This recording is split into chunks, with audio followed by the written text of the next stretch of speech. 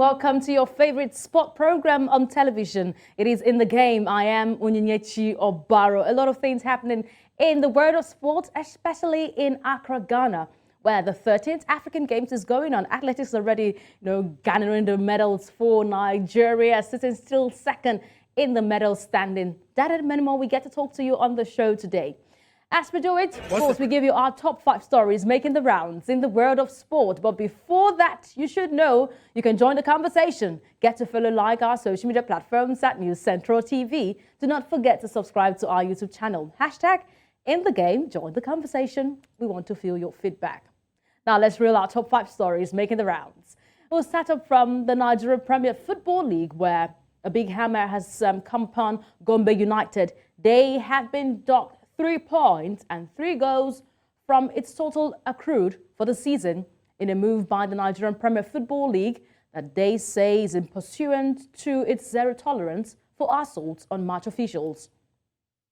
The MPFL, in a summary jurisdiction notice issued Gombe United, did say its findings include Bright Nwosu, the centre referee, Abdullahi Indabar, the assistant referee 1, Friday Ebu Emeje, the assistant referee 2, and Musa Husseini Tale, the 4th official. They were assaulted by the club fans on March Day 26 clash against Aqua United. Gombe United was charged with the breach of the rules for B1352, B1318, and C11 of the MPFL framework and rules, which arose from failure to provide adequate and effective security, leading to access to unauthorized persons to restricted areas, throwing of objects by the supporters to match officials and the visiting team, and also assault on match officials at the end of the game.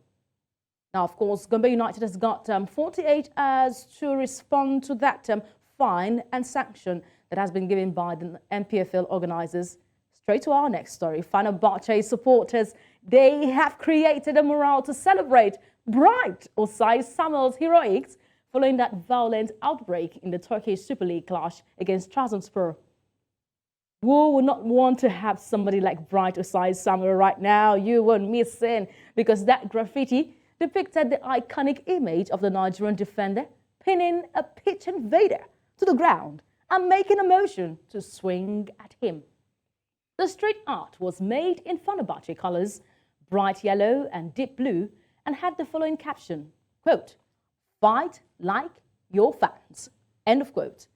This underscoring his ascent into becoming a cult hero among the fan base of the Turkish giants. Oh, Bright Osayi-Samuel, we want someone like you at all time defending other players in the squad.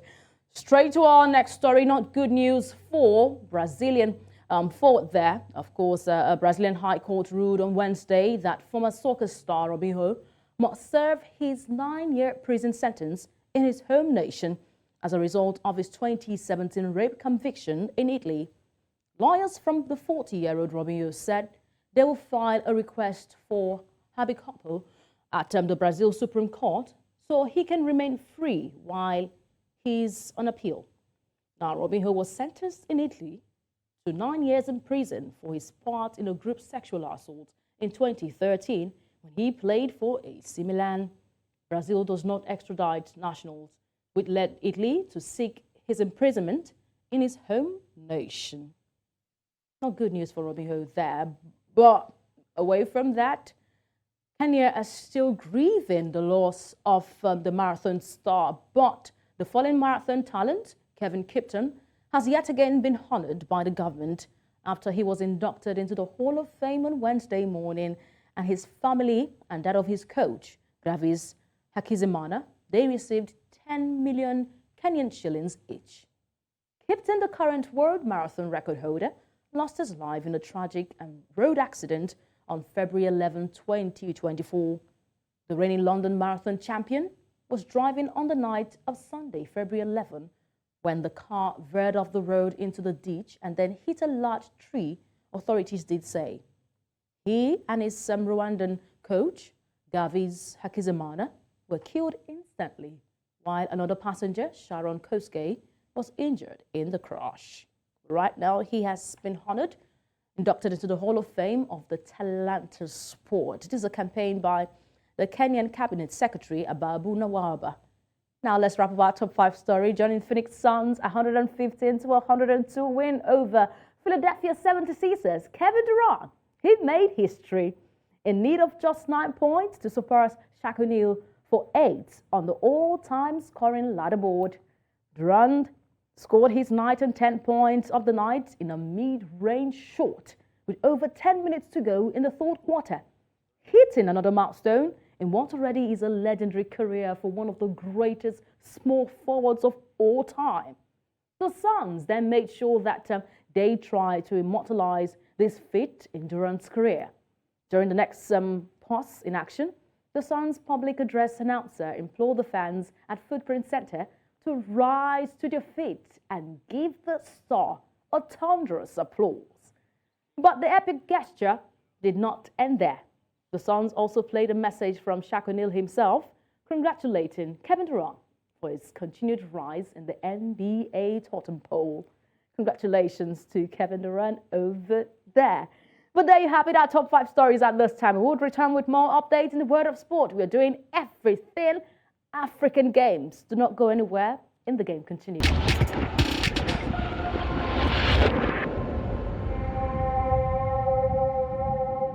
Welcome back. You're still watching In the Game. If you just missed our top 5 stories, you can catch up. Get to follow, like our social media platforms at News Central TV. Do not forget, follow the hashtag In the Game. Join the conversation. Subscribe to our YouTube channel. We are streaming right now on Facebook, so please engage, of course, the comment section in the Facebook page. Of course, we get to bring you updates from the African Games ongoing in Accra, Ghana, and that's where we are going to right now.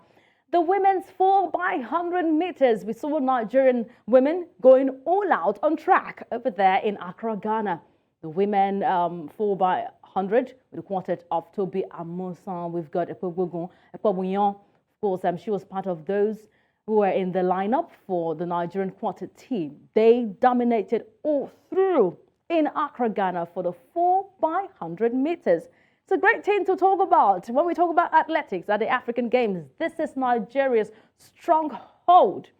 I will not be reviewing all that happened on day 10 at the African Games without having our in-house guest here and sport analyst. They call him an event expert. I've got Adebari. Thank you so much, Okwe, for joining me on the show today. It's always a pleasure to have you for us to talk sport. We're going to Accra, Ghana. I did talk about the Nigeria 4x100 meters. They have created record 11th consecutive gold at the African Games. Seems nobody does it better in the women's 4x100 meters except from the Nigerian team. Okay? Definitely, and we definitely needed this.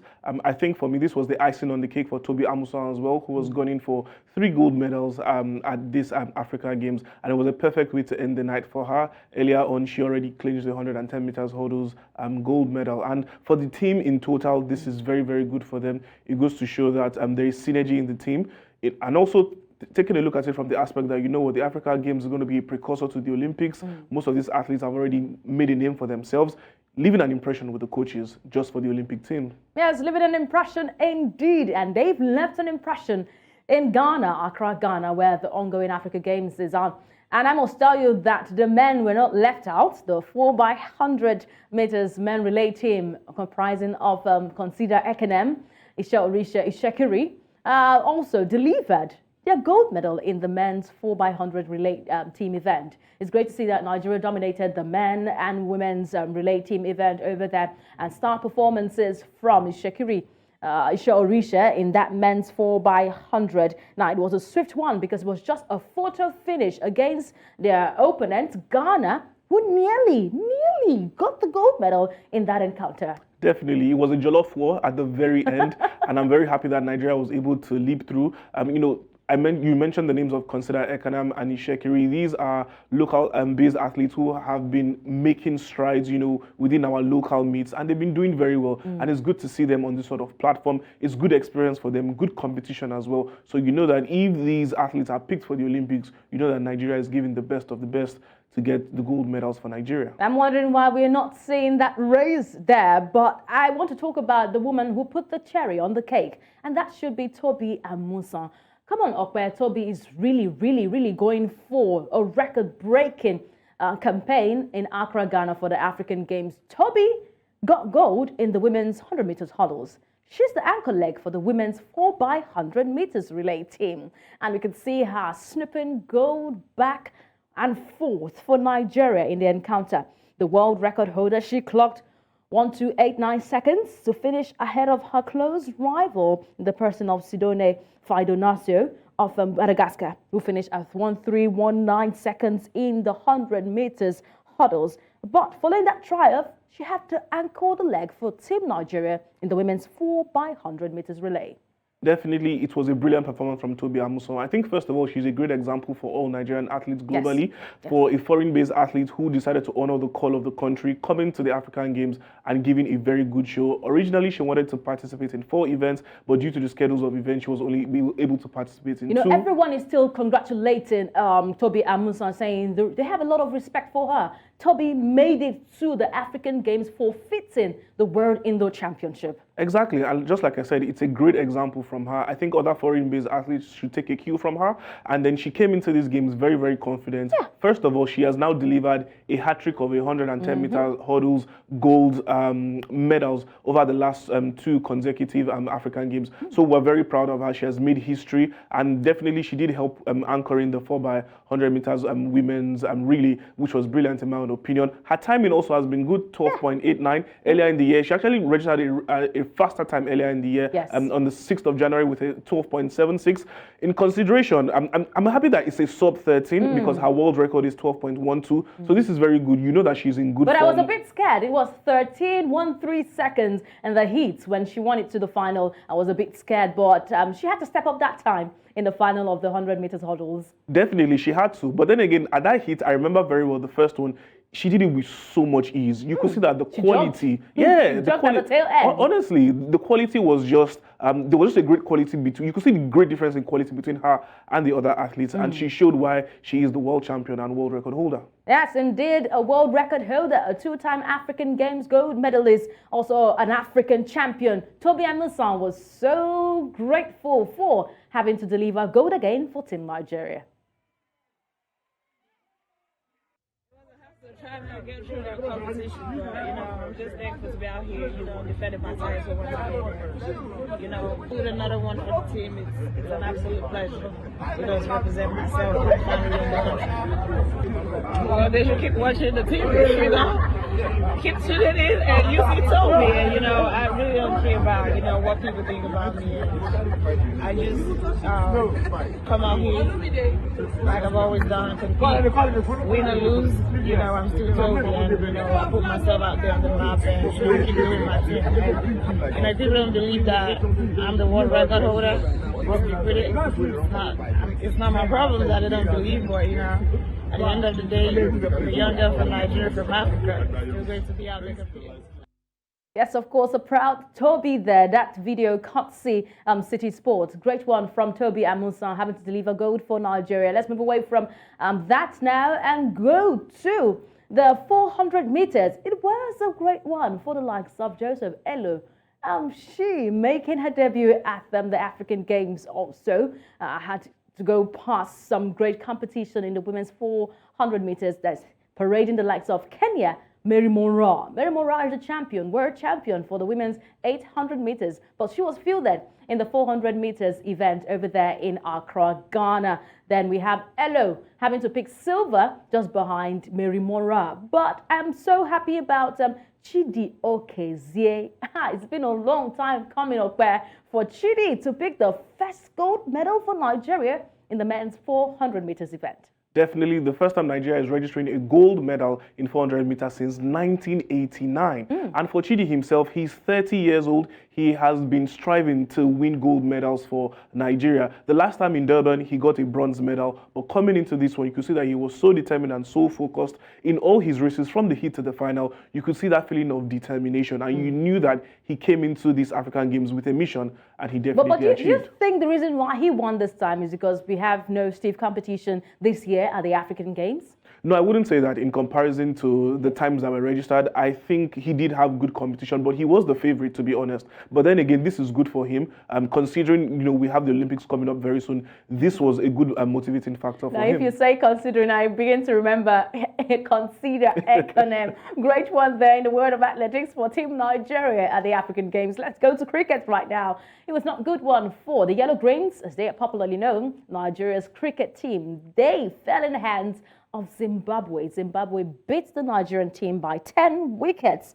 Now, needing to put that runs on the board and get the chance to increase their net run rate, the Yellow Greens, they opted to bat after captain Sylvester Okwe won the toss.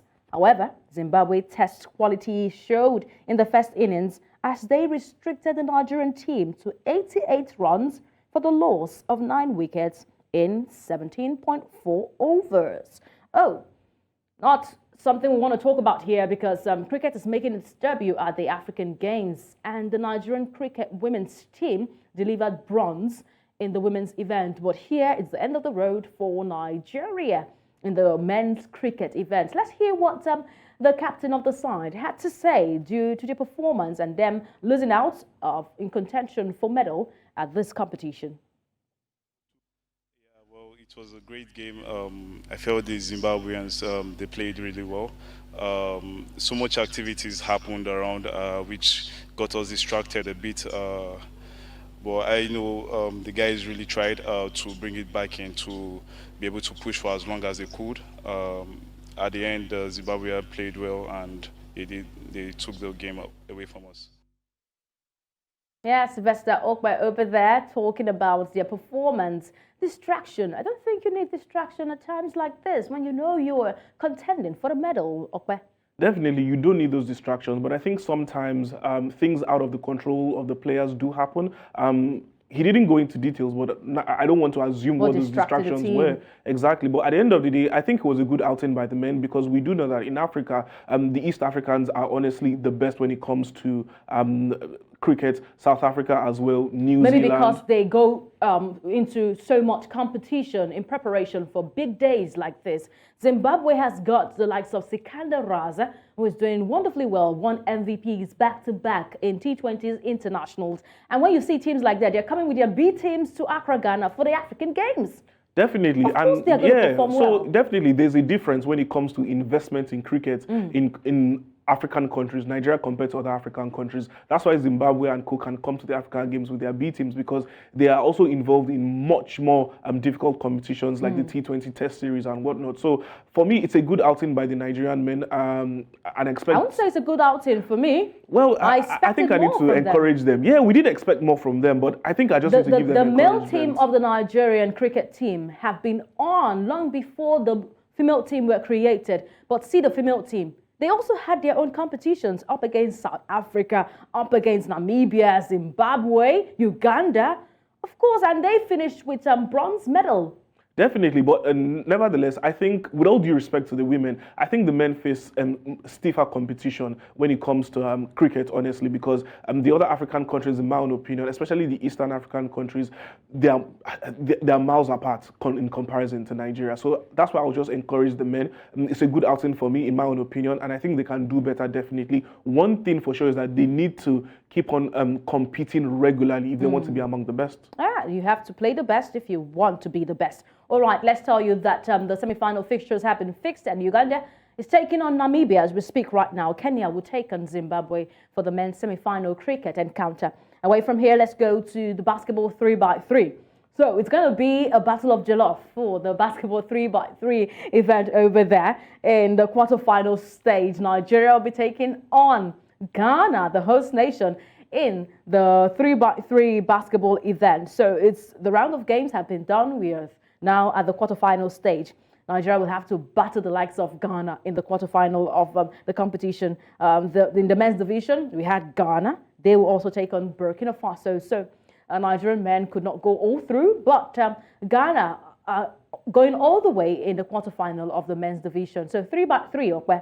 Definitely, and it's good for Ghana because at the point in time, at the beginning of the tournament, they were in the second page of the medal table. Now they've got something to show for it. Currently, I believe they've got 5 gold medals. This is an opportunity for them to increase their medal tally and to show that, you know what, the investment and the wait was worth it for them. Okay. And yeah, they just need to show what they're made of. But let's see the result and see who came up short there. Cote d'Ivoire went up against Central African Republic, and that 1 point could be good enough for Central African Republic to go have a win in that encounter. Rwanda beat Egypt. Togo, of course, beat DR Congo. We had Uganda going all, but they could not just get a win against Burkina Faso there. Botswana. What happened to Botswana? Did they find the net? Algeria went all out against Botswana in that encounter, 22-9. Kenya were dominant against Zambia. Mali lost to Ghana. Benin Republic against Madagascar. 2 points could make a huge difference. That's for the men's 3x3 results. The women's 3x3 basketball results. Mali went against Rwanda. 1 point could make a difference. Ethiopia against DR Congo with just 2 points making a difference over there. DR Congo taking the day. Uganda up against Benin Republic. 1 point could make a difference. Egypt against Madagascar. We saw a whole lot of 4 points making a difference there. Now let's remind you that the boxing event of the ongoing African Games has got 10 Algerians, 9 Nigerians making it to the semi-final of the competition. Now, the boxing event was a bit dicey because we had some boxers not even throwing any punch before making it to the semi-final because some of their opponents pulled out of the competition, were not available for the competition. Teams like Team Nigeria made it through, the Nigerian women made it through to the semi-final. We have some matchups, especially for Nigerian boxers who will be up for today. For the likes of Ogun Shemilore Cynthia, she'll be taking on Hadila Khalif for the women's 60 kg event. The women's 7 kg event, we have Tunisia's Iben Zina up against Oraekwe Blessing. So that's one bout we expect for the women's 70 kg event. The women's 54 kg would see Amina Martha Faki from Kenya taking on Nigeria's Karim Shukura. That's the game to expect for the 54 kg. By the men's 92 plus kg would welcome DR Congo's Anthony Bezozaye up against Lanre Emmanuel from Nigeria.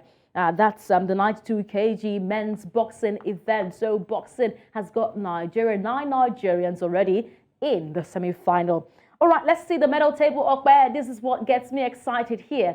The medal table is shaking up only from the bottom side, but still remains resolute. Nigeria, Egypt, South Africa, and Algeria still remain resolute at the top 4 position. But Nigeria, after the athletics event from day 10, amassed more gold medals, and that has taken their tally to 35 gold, 23 silver, and 32 bronze. Definitely, just like you mentioned earlier in the show, Nigeria's stronghold at the African Games is athletics, and I'm not surprised. I was looking forward to the athletics starting, and we know already at the tail end of the African Games, and this is where we belong. But you know what? In all-round games, in the multiple games, you know that Egypt is far ahead. What is Egypt doing for crying out loud? It's investment on it's Come investment, investing properly in every type of sport and giving them an enabling environment to do well in every single sport. They compete with the best of the best in every available competition, and that's why they're miles apart. All right, they're miles apart, and I'm hoping that Nigeria can catch up. It's a big deal over there at the African Games where Egypt has amassed 92 gold medals. Nigeria still trying to pick up, of course, the gold in this competition. Let's tell you right now that the football event will take center stage for the women's 3rd place, and the final match today would have the likes of Senegal under-20 women taking on Uganda under-20.